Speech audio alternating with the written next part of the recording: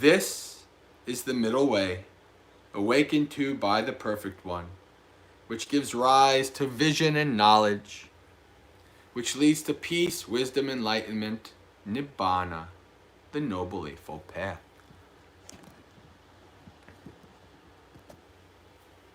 All right, morning friends. So now we start the Noble Eightfold Path. And with these beautiful, beautiful words in the beginning, right? The middle way awakened to by the Perfected One. Right? The Buddha tells us, right, that he did not invent the Noble Eightfold Path. Noble Eightfold Path is ungodly ancient. Right? Buddhas don't invent the Noble Eightfold Path. They don't invent the Dhamma and the teachings. Right? He tells us that no matter if there's a Buddha or not, the teachings are there. Right? Impermanence, anicca, dukkha, anatta, all these qualities are there. And it's the special quality of a Buddha to find. So the Buddha uses a simile with the Noble Eightfold Path, and a couple other things too. But he uses the simile of a person that would go down the road, and they would see a split in the road, and the road to the right is covered with moss and hard to see. And they would go down that road, and at the end of that road, they would find an ancient city, right, filled with squares and gardens and such and such and such, very old and dilapidated, right? And then that person would go back to the king and say, "King, I have found this ancient city. Go to it and work on it and make it great once again." Right? Make it. And so then the king would do so. Right? And so the Buddha says, just this way, I found this Noble Eightfold Path. Right? So the Buddha is telling us that this Noble Eightfold Path is part of Dhamma. Right? The Buddha tells us that in any tradition, any practice that includes the Noble Eightfold Path, then you will have awakening. Right? So this is very clear that the Noble Eightfold Path, it's the fourth noble truth, the way leading to the cessation of dukkha. Right? The Noble Eightfold Path, whether you're a layperson or a monk, you're following the Noble Eightfold Path. Aryo etangako maggo. You're following the Noble Eightfold Path if you're practicing Dhamma. Right?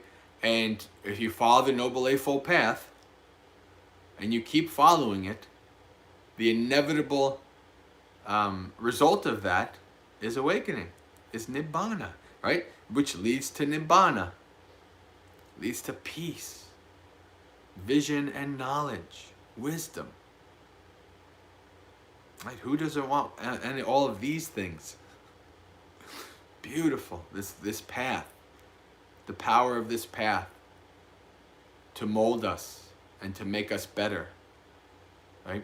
And to give us, to have us see peace, right? To understand the nature of reality more than we could before, right? Because we had so much gunk in our eyes. But then we follow the Noble Eightfold Path, and as we're going down the path, our eyes begin to be clear. Our vision begins to be clear and bright and penetrating, right? Our vision. And this is from following the Noble Eightfold Path. And the Noble Eightfold Path is the Buddha calls the Arya Pariyesana, the noble quest. The noble quest for the abandoning of dukkha, for the abandoning of our avidya, ignorance, tanha, our craving. Right? The noble quest, one who, this is why Maggaseka, right? Maggaseka is a student, a trainee of the path, of the Noble Eightfold Path. That's when we follow the path, that's what we become. Right? Until we have fully mastered the path and come to the end. then we are a mag-a-seka. Aseka means one who does not need to be trained, one whose training is complete, right?